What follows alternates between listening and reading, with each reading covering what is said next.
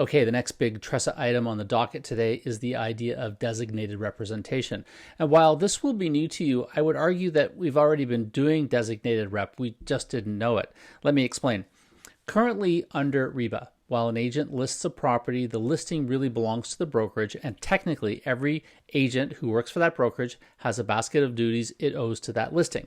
And this is the idea behind brokerage representation. Make sense? But here's a quick example. You get a listing and someone from your office brings in a buyer.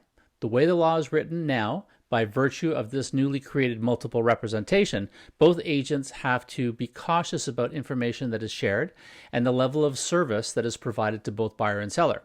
So this might be a shock to you because in reality, the listing agent is trying to get the best deal for the seller and the buyer agent is trying to get the best deal for the buyer, regardless of the fact that they work for the same company. And this, in effect, is designated representation. And Tressa effectively makes this more clear and allows each agent to deliver services that are in the best interests of their respective clients, and therefore no multiple representation.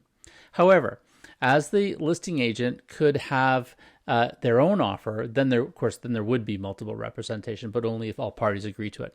Now, to be clear, the listing agreement is still held by the brokerage, who remains objective and impartial, and the listing agent still manages the listing for the client. A quick footnote here, in Alberta, all agents work under designated representation, but here in Ontario, while RECO would prefer you using designated representation, you can choose brokerage representation. And for the most part, this would occur in, let's say, a commercial transaction where everyone in the brokerage is trying to sell the same property, for example.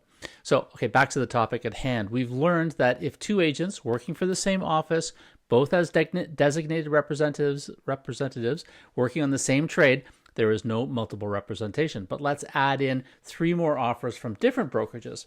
And this scenario triggers additional disclosures, not of multiple representation again, but just the fact that the brokerage has a seller client and a buyer client in the same trade.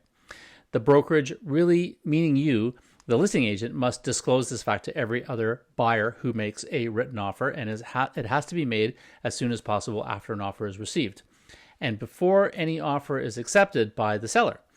The disclosure document is called brokerage communication. It's Form 652. I'll dive into designated rep some more in the next video. Don't forget to like and save. Drop me a question if you have any. And of course, if you want to see any of my other videos, go to my YouTube page, which is right here. Have a great day.